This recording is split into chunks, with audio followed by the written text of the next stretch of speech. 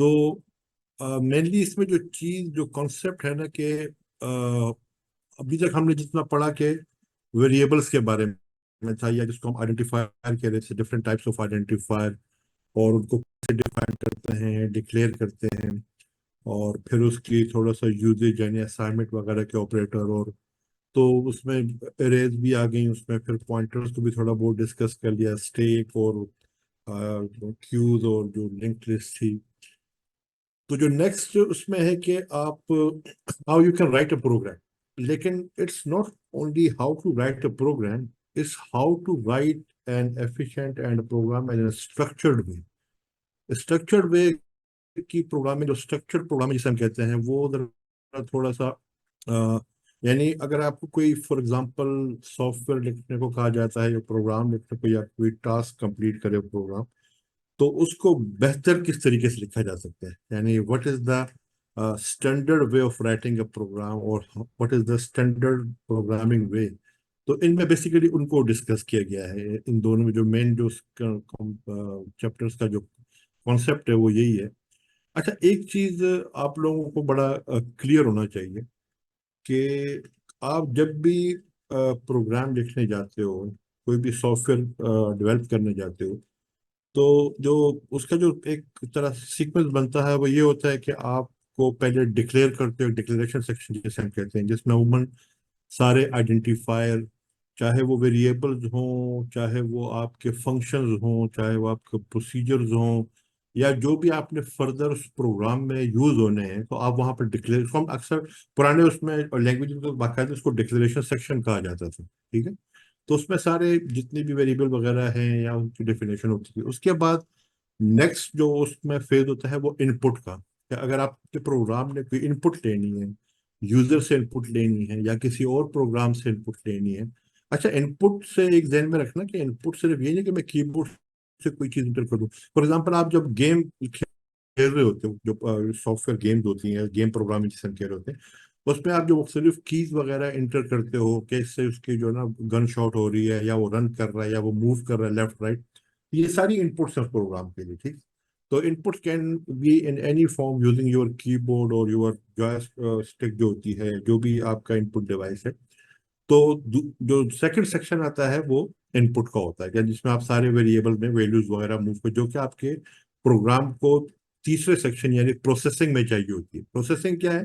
Calculation. Simple अगर उसको मैं डिफाइन करूं, calculation doesn't mean only mathematical calculation. Calculation means if you are pressing the key to right, the person should move to the right, or if you press the space bar or should shot a bullet or whatever weapon you are using the game program, तो that is basically the processing, ठीक है। और third जो होता है section, जो fourth section, वो होता है इसके आउटपुट का। तो किसी भी प्रोग्राम के लिए, सॉफ्टवेयर के लिए, ये चार सेक्शन आपको हमेशा बैक इन द माइंड होने चाहिए कि यार मैंने जब भी प्रोग्राम लिखना है तो मैंने कंप्लीटली अपने डिक्लेरेशन करनी है, अपने इनपुट्स को कंप्लीट करना है, फिर मैंने उसकी प्रोसेसिंग या एवेल्यूएशन या कैलकुलेशन, जो भी आप उसको नेम दे दो, उसको मैंने डिजाइन करना है, और उसके बाद आखिर में मैंने आउटपुट जो कि यूजर की रिक्वायरमेंट होती है उसको देना है। तो ये चीजें आपके बैक इन द माइंड होनी चाहिए, ठीक है। अब थोड़ा सा फर्दर हम जाते हैं। अभी तक जो हम जो पहली चीज, सबसे पहले जो इसमें टॉपिक डिस्कस हुआ है, वो कॉन्स्टेंट्स एंड वेरिएबल्स का है। तो ये कॉन्सेप्ट ऑलमोस्ट सारी प्रोग्रामिंग लैंग्वेज में होता है। अब कांस्टेंट और वेरिएबल जो होते हैं ना, बेसिकली वही आइडेंटिफायर के थ्रू ही डिफाइन होते हैं, नंबर वन, यानी ये आपके डिक्लेरेशन सेक्शन का हिस्सा होते हैं। उसमें जो थोड़ा सा डिफरेंस दो चीज़ों का है कि आप एग्जांपल ले लो। फॉर एग्जांपल, जो आप पाई यूज करते हो, जिस तरह से मैंने एग्जांपल दी हुई है, अब पाई हमें पता है कि एक यूनिवर्सल कांस्टेंट है, उसकी वैल्यू हमेशा 22/7 या 3.142, और lot of decimal places are there. तो वो हमें पता है कि वो एक कांस्टेंट टर्म है, वो कहीं भी दुनिया में आप चले जाओ उसकी वैल्यू वही रहनी है, ठीक है। तो अगर आपके आइडेंटिफायर में, जिस तरह यहाँ पर पाई का आइडेंटिफायर डिक्लेयर हुआ है, आपको पता है कि उस आइडेंटिफायर की वैल्यू कांस्टेंट रहनी है, तो फिर आप उसको एज अ कांस्टेंट डिफाइन करो। सूडो कोड में कांस्टेंट का वर्ड यूज होता है।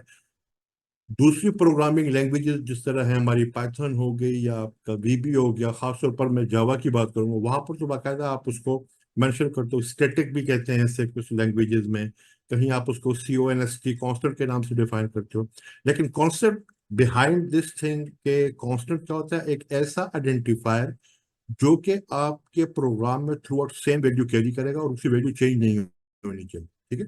और वेरिएबल क्या होता है कि उसमें कोई भी वैल्यू आ सकती है। For example in this same example, if you are writing a program to calculate the volume and the surface area of a sphere, I am discussing the same example which is displayed in front of you. तो उसमें आपको पता है कि जब भी मैंने volume calculate करना है या एरिया कैलकुलेट करना है स्फीयर का, सरफेस एरिया, तो मुझे बेसिकली फार्मूला तो पता होना चाहिए ना। तो वो जिस तरह उसका मेरे ख्याल में 4/3 πr³ होता है वॉल्यूम के लिए, if I am not wrong, और πr² इस तरह कुछ होता होगा, वो देख लेंगे फार्मूला, मुझे खुद भी याद नहीं होते, लेकिन you should know that formula. तो उसमें आपको आर जो है दैट इज समथिंग, या कोई और उसमें यूज हो रही है वैल्यू, तो वो आपको बेसिकली वहां पर डिक्लेयर करने पड़ते हैं एज ए वैल्यू, क्योंकि उनकी वैल्यू कुछ भी हो सकती है। वो डिपेंड करेगी यूजर के इनपुट पे, वो डिपेंड करेगी कि आप वो यूजर को ये ऑप्शन दे रहे हो कि यार रेडियस एंटर करो, तो आप उसके मुताबिक जो है आप उसको इनपुट के तौर पर, तो आप उसको डिफाइन जो करोगे एज अ वेरिएबल करोगे, और उसकी डेटा टाइप जो हमने पहले भी पढ़ा है कि जब भी आप वेरिएबल्स को या आइडेंटिफायर को डिफाइन करते हो, तो आप डिक्लेयर की स्टेटमेंट के साथ उसकी डेटा टाइप बताते हो, जिसमें आपको बड़ा केयरफुल होना पड़ता है, क्योंकि as a programmer you should know कि यार जो मेरा आइडेंटिफायर है, जो मेरा वेरिएबल है, उसमें किस टाइप की वैल्यूज आएंगी, उसमें डेसिमल्स आएंगे, उसमें इंटीजर्स आएंगे, और depends, problem to problem it can vary. अच्छा, एक तो मैंने बात की कि आप इनपुट में भी डिक्लेरेशन सेक्शन में एक तो आपने वो वेरिएबल भी डिफाइन करने हैं जो कि आपने यूजर से इनपुट लेनी है, और वो वेरिएबल भी डिफाइन करने हैं जिसमें कैलकुलेशन होकर वैल्यू आएगी। इस तरह इस केस में वॉल्यूम हमारा एक कैलकुलेटेड वेरिएबल होगा, जो कि रिजल्ट होंगे वॉल्यूम के फार्मूले के। इसी तरह सरफेस एरिया हमारा एक कैलकुलेटेड वेरिएबल होगा, जो कि रिजल्ट होगा सरफेस एरिया के वॉल्यूम का।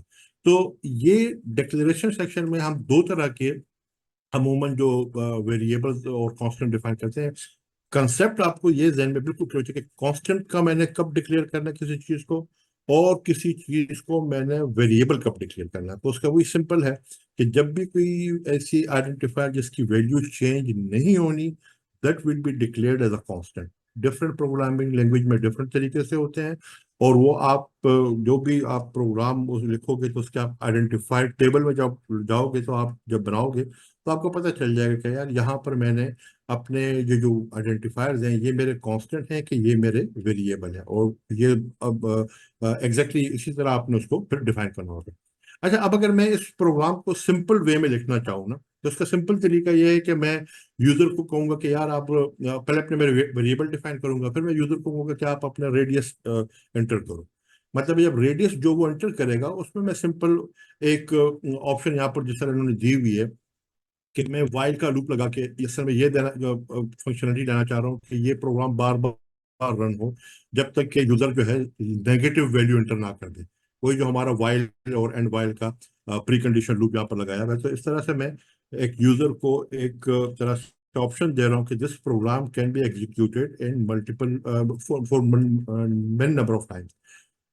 तो उसके बाद जब आपके इनपुट कंप्लीट हो जाती है, तो आपने सिंपल फार्मूला लगाना, जो कि जो भी आपका फार्मूला होगा, चाहे वो वॉल्यूम का हो, चाहे वो आपके सरफेस एरिया का हो, तो आपने वो फार्मूला लगा के, और उसकी कैलकुलेशन के जो भी आउटपुट आएगी वो वॉल्यूम के वेरिएबल में मूव हो जाएगी। अब इसमें ये चीज याद रखना, जब हम इस तरह की कोई वैल्यू असाइन करते हैं, तो पहले ये राइट साइड एवेल्युएट होती है। What does it mean? एक कैलकुलेशन हो जाती है, यानी रेडियस 3 दफा मल्टीप्लाई होगा, फिर वो पाई के साथ मल्टीप्लाई होगा, फिर वो 4/3 के साथ मल्टीप्लाई होगा।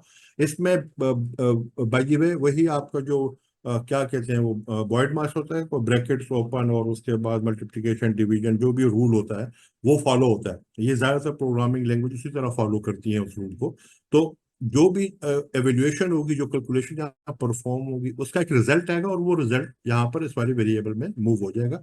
और इसी तरह सरफेस एरिया की केस होगा, और आखिर में आप उसको आउटपुट दे रहे हो वॉल्यूम की और सरफेस एरिया। अब ये एक बड़ा सिंपल प्रोग्राम है, जिसमें हमने पहले अपने इनपुट्स को, यानी अपने वेरिएबल्स को डिक्लेयर किया, अपने कांस्टेंट को डिक्लेयर किया, उसके बाद हमने यूजर को इनपुट के लिए कहा है, और after that we are just doing the calculation for the program, जो भी इस डिपेंडिंग अपॉन द रेडियस जो भी वैल्यू उसने एंटर करनी है, वो उसके मुताबिक उसकी कैलकुलेशन हो जाएगी और आउटपुट आ जाएगा। अब ये बेसिकली एक वे है इस प्रोग्राम को लिखने का। इसी प्रोग्राम को हम थोड़ा सा आगे जाके देखेंगे कि इसको मैं स्ट्रक्चर्ड वे, अब ये देखें इसमें इसमें मैंने कोई फंक्शन यूज किया, मैं सिंपल अरिथमेटिक यूज कर रहा हूँ, वाइल का लूप यूज कर और अरिथमेटिक्स है, ये सिंपल अरिथमेटिक का जो है ना, डिवीजन मल्टीप्लिकेशन यूज हो रही है और मैं कैलकुलेशन परफॉर्म कर रहा हूँ। क्योंकि ये एक सिंपल प्रोग्राम है तो ये इस तरह भी it is very much fine, there is no issue with it. I can use this program, I can run this program as many time I want, और मैं इसको यूज करके अपने डिजायर्ड रिजल्ट जो कि वॉल्यूम है और सरफेस एरिया वो फाइंड कर सकते हैं। अच्छा, इसी चीज को अगर मैं हम लोग इम्प्लीमेंटेशन देखें डिफरेंट प्रोग्रामिंग लैंग्वेज में, पाइथन का मैं थोड़ा सा फर्क बता दूं कंपेयरिंग विद अदर। बाकी लैंग्वेजेस में आप एक्सप्लिसिटली डिफाइन करते हो अपने वेरिएबल्स को और कांस्टेंट को, ठीक है। जिस तरह वीबी केस में ये एग्जांपल दी हुई है कि डिम का वर्ड यूज होता है, वेरिएबल का नाम यूज होता है और फिर आगे एज की क्लॉज आके उसकी टाइप बताई जाती है। इसी तरह अगर कांस्टेंट है तो आगे कांस्टेंट का वर्ड लग जाता है। तो ये बेसिकली हम अलग-अलग भी डिफाइन कर सकते हैं वेरिएबल्स को, जिस तरह यहाँ पर अलग-अलग एक एक डिफाइन हुआ है, और हम एक ही रो में विथ कॉमा एक सारे वेरिएबल को अगर वो सब एक ही टाइप के हैं, अगर वो सब एक ही टाइप के हैं तो उसको हम डिफाइन कर सकते हैं और फिर आगे उस तरह उसकी कैलकुलेशन आ जाती है जो कि यहाँ पर नीचे उन्होंने परफॉर्म की हुई है। अच्छा, पाइथन का केस थोड़ा सा डिफरेंट है। पाइथन का केस इस वजह से डिफरेंट है कि पाइथन में हम एक्सप्लिसिट स्टेटमेंट नहीं देते हैं कि ये टाइप वेरिएबल में डिफाइन करने लगा हूं। जैसे ही हम उस वेरिएबल को वैल्यू असाइन करेंगे ना, तो depending upon the type of the value आपकी वेरिएबल की टाइप वो हो जाएगी। यानी इस केस में मैं एक डेसिमल नंबर दे रहा हूँ जो कि 3.142 है, तो ऑटोमेटिकली वो आप पाई जो है ना उसको अपनी टाइप जो है वो एक डेसिमल नंबर और फ्लोट जो भी आपके पाइथन में होती है उसको मैं कन्वर्ट कर लेगा और उस हिसाब से उसको वो आगे यूज करेगा, ठीक है। अच्छा, जावा का सिंटैक्स डेफिनेटली डिफरेंट होता है, लेकिन again it is same way how you define the decimal and how you define the formula. देखिए इसमें इस वाली स्टेटमेंट में क्या किया हुआ है कि यहीं पर ये डिफाइन भी हो रहा है और उसमें वैल्यू भी उसी वक्त आ रही है, तो दिस इज आल्सो पॉसिबल। काफी प्रोग्रामिंग लैंग्वेजेस इस चीज को सपोर्ट करती हैं, इसमें कोई वो नहीं है। बल्कि ये एक तरह से जब आप you will be an experience program to avoid multiple number of lines of code, you can use like one line of code to perform multiple. अब यहाँ पर क्या हो रहा है कि वेरिएबल भी डिफाइन हो रहा है डबल के कीवर्ड के साथ और उसी के साथ उसमें वैल्यू भी इनिशियलाइज हो रही है। तो ये तो खैर एक सेंटेक्स है जो कि आउट ऑफ द स्कोप है, लेकिन जस्ट फॉर योर अंडरस्टैंडिंग। तो मेन कॉन्सेप्ट क्या है कि आप सबसे पहले अपने वेरिएबल, चाहे वो वेरी कर रहे हो चाहे वो कांस्टेंट के टाइप में, उसको डिक्लेयर करते हैं और डिपेंडिंग अपॉन दैट डिक्लेरेशन कुछ लैंग्वेजेस में आप टाइप बताते हो, पाइथन में आप नहीं बताते हो, वो खुद ब खुद इसको एक्वायर कर लेते हो उस टाइप को जब भी वैल्यू मूव होती है, और फिर आप फार्मूला लगा के उस प्रोग्राम को एग्जीक्यूट कर लेते हो। अब सर ये तो हर फर्दर उन्होंने बताया हुआ है कि पाइथन में किस तरह के, पाइथन में सिंपली क्या किया हुआ है, किसने एक ही सेंटेंस में रेडियस की इनपुट ली हुई है, उसको वो इनपुट भी ले रहा है इस प्रॉम्प्ट के साथ, ये प्रॉम्प्ट डिस्प्ले होगा और साथ में उसी वक्त इनपुट लेके उसको फ्लोट में कन्वर्ट कर देगा, यानी डेसिमल नंबर में कन्वर्ट कर देगा। तब चाहे आप इंटीजर वैल्यू इंटर करें चाहे आप डेसिमल वैल्यू करें, आखिर में इस फंक्शन ने इस पे अप्लाई होना है उसको वो डेसिमल में ही कन्वर्ट करेगा और वो वैल्यू रेडियस में मूव हो जाएगी। सिमिलरली उसकी इम्प्लीमेंटेशन अगर देखें वीबी में तो उस तरह है, पाइथन में it is very difficult, sorry Java में इट्स वेरी डिफिकल्ट, वीबी फिर भी थोड़ी सिंपल होती है। लेकिन जावा का अपना एक डेफिनेटली स्ट्रेंथ पॉइंट है कि वो चूंकि ज्यादातर क्लासेस का कॉन्सेप्ट होता है जो अभी खैर हम नहीं पढ़ेंगे, लेकिन उसको यूज करते वो इम्प्लीमेंटेशन करता है जिस छोटे प्रोग्राम के और बड़े प्रोग्राम की, it will give you an additional controls और एडिशनल फंक्शनैलिटी। बट अगर सिंपल प्रोग्रामिंग को देखा जाए तो the same thing is happening here, मैं इनपुट ले रहा हूँ। अब देखिए इसमें हुआ वही है कि पहले डिक्लेरेशन हो गई जो मैंने पहले बात की थी कि आप हमेशा सबसे पहले अपने कांस्टेंट को डिक्लेयर करते हो, अपने वेरिएबल्स को डिक्लेयर करते हो, उसके बाद आप इनपुट की तरफ आते हो। तो इनपुट जब आपकी कंप्लीट हो जाती है तो नेक्स्ट स्टेप होता है कि आप अपने देख रहे हैं कि उसमें मैंने कोई जो कैलकुलेशन ये करनी है या कोई मैंने उसमें कोई रिक्वायरमेंट ऐसी आ जाती है कि मैंने कोई लूप वगैरह भी लगाना है या इफ देन एल्स की कंडीशन लगानी है, that these are all the parts of the calculation में उसको डालता हूँ, एक ही उसमें होता है। और अगर आप देखो तो उसकी इम्प्लीमेंटेशन पाइथन में सिंपल उसी तरह फार्मूला लगाया हुआ है, वहीं पर चूंकि वेरिएबल लेके मैं उसको वैल्यू असाइन कर रहा हूँ, तो इसका रिजल्ट डेफिनेटली एक डेसिमल नंबर ही आएगा। तो ऑटोमेटिकली वॉल्यूम की डेटा टाइप डेसिमल हो जाएगी, इसकी भी डेटा टाइप डेसिमल हो जाएगी। और बाकी लैंग्वेज में चूंकि मैंने डिफाइन किया हुआ है, तो ऑलमोस्ट सेम तरीके से आपका फार्मूला अप्लाई होता है। और आखिर में इसका आउटपुट सेक्शन होना चाहिए, जो कि हमने शुरू में भी देखा कि सूडो कोड में भी आपका आउटपुट ही चल रहा होता है। तो ये बेसिकली चार जो मेजर पार्ट्स होते हैं आपके प्रोग्राम के।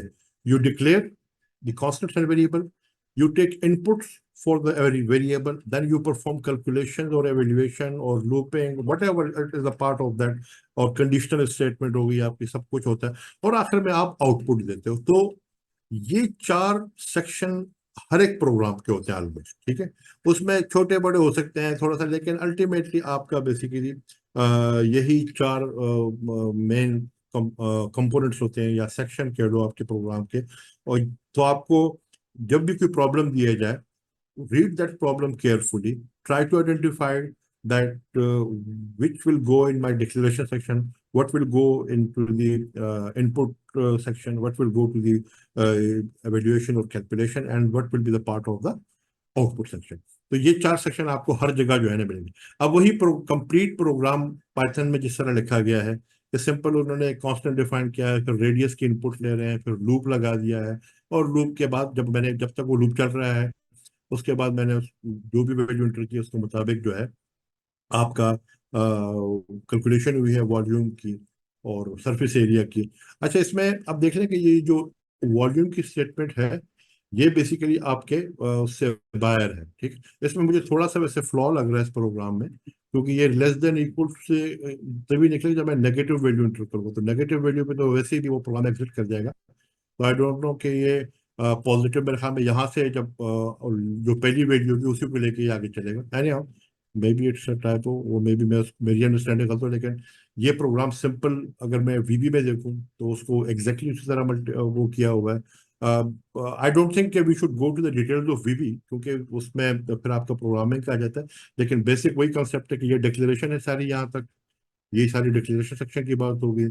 ये यहाँ से लेकर यहाँ तक जो है आपका बेसिकली, ये आप कैलकुलेशन के लो, एवेल्युएशन के लो, या जो भी आप उसको वो कहते हैं। अच्छा, इसमें आप इनपुट भी उन्होंने इसका पार्ट बना दिया है, यहाँ पर देखें ना, ये इनपुट भी वहीं पर ले रहा है, the part of the loop.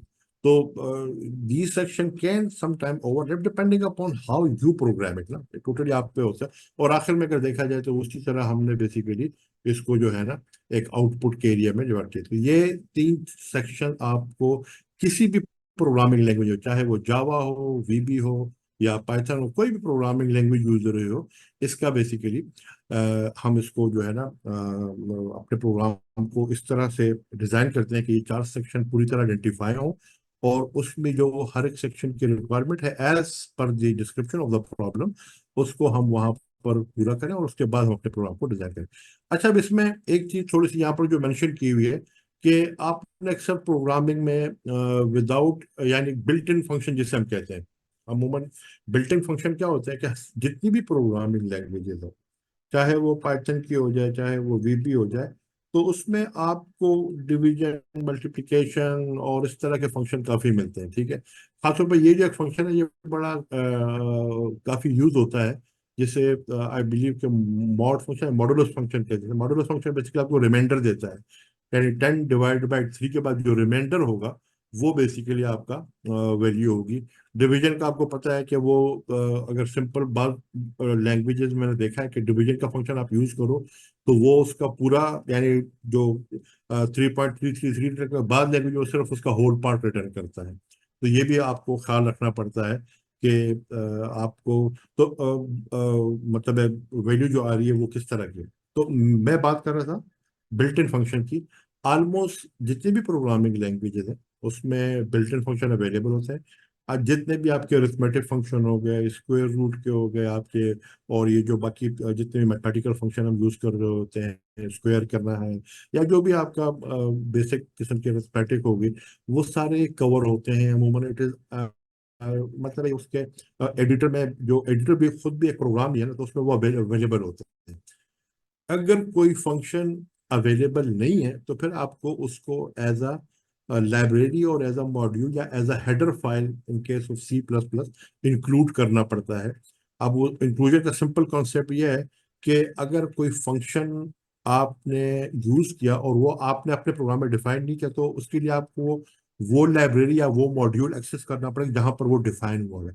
क्योंकि चाहे वेरिएबल हो, चाहे फंक्शन हो, उसको मैं यूज तभी कर सकता हूँ कि वो कहीं पहले डिफाइन हुआ हो या डिक्लेयर हुआ हो। ठीक है, यानी उसकी वो फंक्शनलिटी कहीं डिफाइन होगी तभी मैं यूज कर सकूंगा।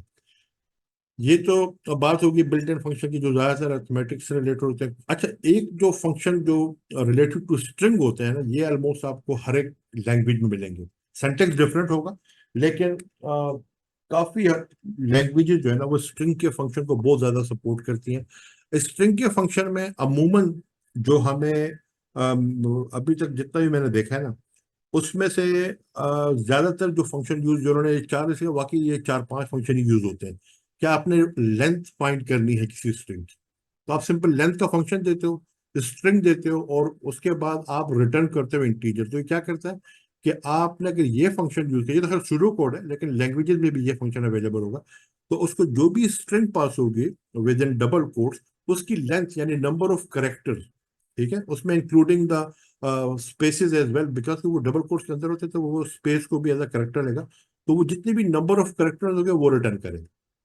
दूसरा फंक्शन जो राइट का है, राइट क्या करता है कि कोई स्ट्रिंग आप उसको दोगे और साथ में बताओगे एक इंटीजर नंबर, यानी एक नंबर उसको पास करोगे, तो वो आपको राइट मोस्ट उतने करेक्टर दे देगा। यानी फॉर एग्जांपल आपने एक स्ट्रिंग पास किया और आप कह रहे हो कि यार मुझे स्ट्रिंग के मुझे शुरू और आखिर के 3 करेक्टर दे दो, तो राइट का फंक्शन आपको वो आखिरी 3 करेक्टर, यानी उसकी जो आउटपुट आएगी वो एज ए स्ट्रिंग आएगी। अच्छा, एक चीज मैं आपको थोड़ा सा जो है ना आपको बड़ा क्लियर कर दूं, जो कि बहुत ज्यादा यूज होती है। जब भी आप कोई फंक्शन यूज करें, चाहे वो लेंथ का है, चाहे राइट का है, चाहे लेफ्ट का है, चाहे ऊपर जो हमने डिवीजन या मोड का पढ़ा है, ऑलवेज रिमेंबर कि अगर वो फंक्शन है तो वो वैल्यू रिटर्न करेगा। उस वैल्यू जो रिटर्न हो रही है, यानी उसका जो आंसर आ रहा है, उसकी टाइप आपको पता होनी चाहिए कि वो इंटीजर आंसर कर रहा है, वो कोई वापस कोई स्ट्रिंग निकाल के मुझे दे रहा है, जिस तरह के राइट के केस में थी, लेफ्ट के केस में भी स्ट्रिंग रिटर्न होती है। इसके अलावा मिड का फंक्शन होता है, जो कि किसी भी स्ट्रिंग में से मिड के, अगर आप फॉर एग्जाम्पल आप कहते हो कि यार इस स्ट्रिंग में 5वीं पोजीशन से शुरू करो और 10वीं पोजीशन तक जितने करेक्टर वो रिटर्न कर दो मुझे, ठीक है। यानी ये भी एक फंक्शन मैंने एक्सेल में भी बल्कि ये यूज होता है। लेकिन इसमें जो समझने की बात है, any built in function, not only built in, any function, whether it's built in whether it's user defined function, आपको एक तो उसका पता है कि वो आर्गुमेंट क्या लेता है, उसको मैंने वैल्यू क्या पास करनी है, और उसने रिटर्न मुझे क्या करना है। ये जो टाइप है ना रिटर्न की, ये बता दो कि मुझे ये इंटीजर रिटर्न करेगा। इस केस में ये क्या रिटर्न कर रहा है, स्ट्रिंग रिटर्न कर रहा है। इस केस में ये स्ट्रिंग रिटर्न कर रहा है, इसी तरह इस केस में भी ये स्ट्रिंग रिटर्न कर रहा है। ये बहुत इंपॉर्टेंट चीज होती है, क्योंकि whenever you are using a function, you are expecting some response back from that function। ये फंक्शन का फंक्शन और प्रोसीजर का बेसिक डिफरेंस ही यही है कि फंक्शन जो होता है हमेशा वैल्यू रिटर्न करता है। कोई ना कोई उसकी वैल्यू होगी, वो इंटीजर भी हो सकती है, वो डेसिमल भी हो सकती है, वो स्ट्रिंग भी हो सकता है, कोई भी एक टाइप की वैल्यू। तो आपको उसकी टाइप पता होनी चाहिए, क्योंकि you have to catch that value, you have to store that value in some variable, you have to assign that result in some variable. तो आपको बड़ा ख्याल करना पड़ता है कि मैंने जिस वेरिएबल में उसके रिजल्ट को स्टोर करना है, वो उसी टाइप का हो जो कि उस फंक्शन की रिटर्न है। ठीक है, और प्रोसीजर जो होता है वो वैल्यू रिटर्न नहीं करता। प्रोसीजर इज समथिंग कि कुछ स्टेटमेंट्स आपने दिए and you are not bothering about the result of it, just you are instructing the processor के यार परफॉर्म दिस थिंग। ठीक है, फॉर एग्जांपल मैं आपको अगर एक रफ सी एग्जांपल दे सकता हूँ कि आप जब गेम प्रोग्रामिंग कर रहे होते हो ना, तो काफी चीजें तो आप कंट्रोल कर रहे होते हो, ठीक है, आप कीज के थ्रू, लेकिन बैकग्राउंड में जो म्यूजिक चल रहा है, बस वो एक प्रोग्राम चल रहा है जो कि म्यूजिक को प्ले कर रहा है, तो म्यूजिक से कोई लेना देना नहीं है कि उसने कोई वैल्यू रिटर्न करी, इट इज जस्ट प्लेइंग। तो इस तरह के सिनेरियो में हम प्रोसीजर यूज करते हैं। तो ये जो फर्क है फंक्शन का और प्रोसीजर का, ये बड़ा इंपॉर्टेंट होता है। ये आप लोगों को ना थोड़ा सा जहन में रखना पड़ेगा, क्योंकि जब भी आपने अपने प्रोग्राम लिखना, तो first you should be careful कि वेदर मैंने जाके यार फंक्शन यूज करना है कि मैं प्रोसीजर यूज करना है। और ये इस लिहाज से भी इंपॉर्टेंट है कि अगर मैंने फंक्शन यूज करना है तो वैल्यू रिटर्न होगी, और अगर मैंने प्रोसीजर यूज किया तो I am not expecting any value to be return from that procedure, it is just performing one task. दूसरा ये आपकी एक मैं कहता हूँ कि बेस यूनिट है या सेल है स्ट्रक्चर प्रोग्रामिंग का। जितने भी स्ट्रक्चर प्रोग्राम होते हैं उसमें function and procedure he use हो रहे होते हैं। वो इस तरह हम ओपनली एक गो मिसाली स्टेटमेंट नहीं लिखते जैसे यहाँ पर लिखी हुई है। हम हर एक चीज को एक फंक्शन के तौर पर डिफाइन करते, वो अभी हम आगे पढ़ेंगे, थोड़ा सा आ जाएगा। लेकिन स्ट्रक्चर प्रोग्राम की जो मैं बेस बता रहा हूँ, तो जो उसकी आप कह लें कि बिल्कुल बुनियाद है, वो ये है कि उसमें फंक्शन और प्रोसीजर यूज होते हैं। बहरहाल वो आगे तो उसको ज्यादा डिटेल में देख लेंगे। यहाँ पर थोड़ा सा इन्होंने एक छोटा सा प्रोग्राम लिखा हुआ है जो कि स्ट्रिंग्स को यूज करते हुए बेसिकली क्या कर रहा है कि आपने एक पासवर्ड स्टोर किया हुआ है और एक आप पासवर्ड इनपुट दे रहे हो यूजर से। तो आप जब भी आप देखें ना, आप जब किसी वेब पेज पे आप जाके लॉग इन करते हो या किसी एप्लीकेशन में आप लॉग इन करते हो तो आप एक पासवर्ड देते हो। अब सिस्टम को कैसे पता कि यार ये पासवर्ड ठीक है नहीं या नहीं है? इसका मतलब है कि वो पासवर्ड कहीं जगह पर स्टोर है, ठीक है। और जब आप पासवर्ड इंटर कर रहे हो, it's a sequence of character और we call it a string, it's a string basically, जो कि आप एज अ इनपुट देते हो उसको। तो depending upon your program whether क्या आप उसको चेक करना चाहते हो कि यार ये पासवर्ड मेरा ठीक है कि नहीं है, there are basically string function यार यूज इन द बैकग्राउंड। वो किस तरह, अगर मैं इस प्रोग्राम को देखूं, इन्होंने एक कांस्टेंट डिफाइन किया हुआ है जिसमें आपका एक स्टोर्ड पासवर्ड जिसका जो कि सीक्रेट है, ये पासवर्ड है आपका, ठीक है। अच्छा, डिक्लेयर कर रहे हैं इनपुट जो कि आपने यूजर से इनपुट लेनी है, वो भी एज ए स्ट्रिंग आपने डिफाइन किया। फिर आपने साइज का एक वेरिएबल लिया जिसको आपने इंटीजर टाइप दी हुई है। अब आप यूजर को कह रहे हो कि प्लीज एंटर योर पासवर्ड। जैसे ही वो पासवर्ड एंटर करेगा तो जो भी उस इनपुट की लेंथ होगी, देखिए यहाँ पर स्ट्रिंग का लेंथ का फंक्शन यूज किया, तो पहले लेंथ को वो कर रहा है। अगर वो लेंथ जो है वो आपकी स्टोर्ड प्रोसीजर की जो लेंथ थी, यानी इसकी लेंथ कितनी थी यहाँ पर 1 2 3 4 5 6 कैरेक्टर। तो जो मैं इनपुट कर रहा हूं पासवर्ड और जो मेरा पासवर्ड स्टोर है, अगर वो सेम साइज के हैं तो इसका मतलब है this is the first check, ठीक है। आपके पासवर्ड की वैलिडेशन के डिफरेंट लेवल्स ऑफ चेक्स होते हैं। तो पहला चेक तो ये है कि जो साइज ऑफ द पासवर्ड है, अक्सर आपको अगर जहन में हो तो आपको अक्सर वेब पेजेस पे वो कहा जाता है कि यार your password should be the combination of lower case and upper case, it should include some special character, it should include some number. वो एक स्ट्रॉन्ग पासवर्ड के लिए एक चीज दी जाती है। तो उसके बैकग्राउंड में जो चेकिंग मैकेनिज्म है जो कंपेयर कर रहा है आपके पुराने स्टोर्ड पासवर्ड के साथ, वो स्ट्रिंग मैनिपुलेशन है, सिंपल। तो पहला चेक तो साइज का लग गया। दूसरा चेक उसने इन्होंने जो स्पेसिफिक केस में लगाया हुआ है कि इनपुट पासवर्ड का पहला करेक्टर लिया लेफ्ट से। अब लेफ्ट क्या कर रहा है कि पहला करेक्टर जो इनपुट किया है, और जो स्टोर पासवर्ड का जो पहला करेक्टर है एस, यानी यहां से ऐसा आ जाएगा क्योंकि मैं वन लेंथ दे रहा हूं ना। तो लेफ्ट का फंक्शन क्या करता है कि लेफ्ट से शुरू करेगा स्ट्रिंग को पढ़ना और पहला करेक्टर उसका रिटर्न करेगा। जो मैंने यहाँ पर जो भी नंबर मेंशन किया होगा उतने करेक्टर वो रिटर्न करेगा। तो इस केस में वो जो भी इनपुट पासवर्ड होगा उसका पहला करेक्टर और आपका जो स्टोर्ड पासवर्ड है उसका पहला करेक्टर उनको मैच कर रहा है। इसके अलावा राइट से भी मैच कर रहा है एक एक करेक्टर को, यानी एस और टी को मैच कर रहा है, ठीक है। अब एस और टी अगर मैच कर रहे हैं तो हमने हमारा इसमें बड़ा सिंपल चेक है कि यार password enter has correct first letter and last letter, okay. Otherwise यहीं से वो कह रहा है कि ये आपका पासवर्ड करेक्ट नहीं है। तो ये सेकंड लेवल का चेक है। अब इसमें पूरे पासवर्ड को चेक नहीं किया, you can go for the complete password check. आप उसमें फर्दर वेलिडेशन लेंगे। इस एग्जांपल में सिर्फ आपको ये बता रहा है कि हम कैसे स्ट्रिंग के फंक्शंस को यूज करते हुए आपस में दो स्ट्रिंग्स को इक्वालिटी के थ्रू कंपेयर कर सकते हैं to do some sort of validation in this specific example. और अगर बेसिकली वो ना हो तो इसमें दो चेक थे, एक साइज का चेक था और एक उसके फर्स्ट और लास्ट कैरेक्टर को मैचिंग का चेक था। अब इसमें क्वेश्चन राइज हो सके यार पूरे पासवर्ड क्यों चेक, तो बिल्कुल आप कर सकते हो, आप पूरा पासवर्ड ही मैच करवा सकते हो। और अमूमन यही होता है जब आपके जो वैलिडेशन चेक होते हैं वो आप पूरा पासवर्ड ही चेक कर रहे होते हैं। लेकिन the purpose of this example that in such programming where basically you are inputting some string, तो बेसिकली बैकग्राउंड में स्ट्रिंग के फंक्शन ही होते हैं। और स्ट्रिंग के फंक्शन के वैसे तो बहुत ज्यादा फंक्शन है, लेकिन मेन जो कैटेगरी जो ज्यादातर मैंने यूजेज देखा है वो लेंथ का होता है राइट हो गया, लेफ्ट हो गया और मिड के, ये ज्यादातर यूज होता है, लेकिन it never stops here. There are long set of functions available and different programming language, Python हो गई, वीबी हो गई, जावा हो गई, हर एक लैंग्वेज में एक long list of functions available है स्ट्रिंग के, जो कि होपफुली जब आप लोगों को टाइम मिलेगा, वो जब भी मौका होगा तो आप इसको पढ़ सकते हैं।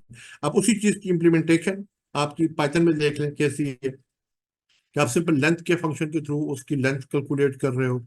अच्छा, पाइथन में चूंकि स्ट्रिंग को एज अ लिस्ट वो किया जाता है, जिन्होंने पाइथन में काम किया उनको थोड़ा बहुत आइडिया होगा, जिन्होंने नहीं किया वो मेरी बात पे यकीन करें कि ये पहला करेक्टर रिटर्न करता है स्ट्रिंग का, और ये जो है आपका आखिरी करेक्टर रिटर्न करता है स्ट्रिंग का। सिंपल, सिंपल इज दैट, ये सिंपल उसी की इम्प्लीमेंटेशन है। तो इस सेक्शन का सिर्फ मकसद ये था, ये जो ऊपर से यहाँ से शुरू हुआ था, कि how you can use built in function जो कि सूडो कोड में हो गए, पाइथन में हो गए, और आपके जावा वीबी या किसी भी लैंग्वेज में आप उनको यूज कैसे कर सकते हो, number one.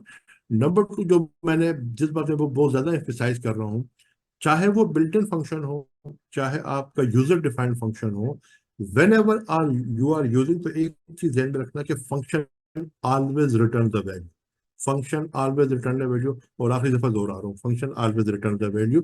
So you should know the type of the return value. In this case, it is returning an integer. In this case, it is returning a string. Because ये type इसलिए important होती है कि जो भी return value है ना, वो मैं कहीं ना कहीं स्टोर कर रहा हूँ। अगर मैं सूडो कोड में देखूँ तो मैं उसको, खैर यहाँ पर तो मैंने जिस तरह साइज में स्टोर किया है इसको, तो आई नीड दैट टाइप। क्योंकि अगर मैंने साइज की टाइप, फॉर एग्जांपल मैं यहाँ पर साइज को डिफाइन करता से एज अ स्ट्रिंग, और यहाँ पर मैं लेंथ का फंक्शन बना, तो ये मुझे एरर दे देता। क्यों एरर देता? क्योंकि लेंथ का फंक्शन हमेशा स्ट्रिंग के केस में आपको नंबर रिटर्न करता है, ठीक है, जबकि मैंने साइज के वेरिएबल को एज अ स्ट्रिंग डिफाइन किया हुआ है। तो that is why I am emphasising more on the return value, क्योंकि रिटर्न वैल्यू से आप डिटरमिन होती है कि फंक्शन रिटर्न क्या कर रहा है, और उसी हिसाब से आप अपना फंक्शन की जो रिटर्न वैल्यू उसको कहीं स्टोर करते हो। अच्छा, ये थोड़ा सा हमने यहाँ, सॉरी, यहाँ तक कोई क्वेश्चन, आपको कोई कंफ्यूजन हो, कोई चीज समझ ना आई हो? अच्छा, मैं थोड़ा स्पीड में हाँ। जा रहा हूँ तो फिर ये कि you can catch me any time, just tell me yes समझ। मेरा एक क्वेश्चन था कि अगर हम सारा प्रोग्राम लिख दें और जो हम्म वेरिएबल्स थे और कांस्टेंट्स थे, अब अगर हम एंड में डिक्लेयर करें तो हम्म। वो सही, वो गलत होता है या? वो बिल्कुल गलत होगा, क्योंकि देखें, प्रोग्राम होता है स्टेप बाय स्टेप चलता है, हमेशा शुरू से एंड की तरफ जाता है, ठीक है। अब सही। जब मैं एक, फॉर एग्जांपल, मैं अगर ये स्टेटमेंट जो इफ की स्टेटमेंट है ना, ये वाली फॉर एग्जांपल, ठीक है, बल्कि इसको सिंपल करते हैं। फॉर एग्जांपल मैं ये लेंथ, ये जो स्टेटमेंट है, size is getting the length, ये मैं अगर यहां पर कर दूं ना, तो वो मुझे वहीं पर रोक देगा, मुझे कहेगा यार साइज का वेरिएबल तुमने डिक्लेयर ही नहीं किया। कोई प्रोग्रामिंग लैंग्वेज देती है अनडिफाइंड वेरिएबल, कुछ प्रोग्रामिंग लैंग्वेज देती है वेरिएबल नॉट डिक्लेयर, डिपेंड करता है। ये बिल्कुल एक यूनिवर्सल एक रूल है कि जो चीज भी यूज होनी है वो पहले डिक्लेयर होनी चाहिए। वो आपके वेरिएबल भी हो सकते हैं, वो आपके कांस्टेंट भी हो सकते हैं, वो आपके फंक्शन भी हो सकते हैं, और प्रोसीजर भी हो सकते हैं। अभी हम आगे देखेंगे कि फंक्शन, प्रोसीजर हो गए, वेरिएबल्स हो गए, कांस्टेंट हो गए, they should be declared first and then they should be used in any programming language. अभी तक जितना मैंने देखा है वो उसका यही है। वो जो आप बात कर रहे हो ना कि बाद में डिक्लेरेशन, वो आप आगे जाके वेरिएबल डिफाइन तो कर सकते हो, लेकिन that will B use further, यानी उस प्रोग्राम के बाद, उसकी डिक्लेरेशन के बाद ही कहीं यूज हो रहा हो, ठीक है। तो ये आपको बिल्कुल क्लियर होना चाहिए कि यार डिक्लेरेशन जो डेफिनेशन ऑफ वेरिएबल, ये सबसे पहले होती है। Any other question? क्योंकि अभी 1 मिनट से कम ही टाइम लगेगा, तो लेट्स फोकस ऑन दिस। मैं अभी रूटीन की तरफ नेक्स्ट सेक्शन में पकड़ते हैं, लाइब्रेरी रूटीन को। तो इसमें मेन जो चीज थी वो आपका वही था कि declaration is must, then you go for the inputs, then you go for the processing, and then it's the output. और ये रूल आपने हमेशा याद रखना है कि डिक्लेरेशन जो है वो पहले होती है, डेफिनेशन पहले होती है, उसके बाद उसका यूज। जिस तरह यार आप मैथमेटिक्स में वेरिएबल को यूज करना है, तो आप क्या कहते हो, let x is equal to sum, वो पहले कहीं आपने एक्स डिफाइन किया होता है ना, बाद में आप उस एक्स की वैल्यू को कहीं, एग्जैक्टली वही कॉन्सेप्ट यहाँ पर चल रहा होता है। तो फिर हमने फंक्शन और प्रोसीजर को देखा, जो कि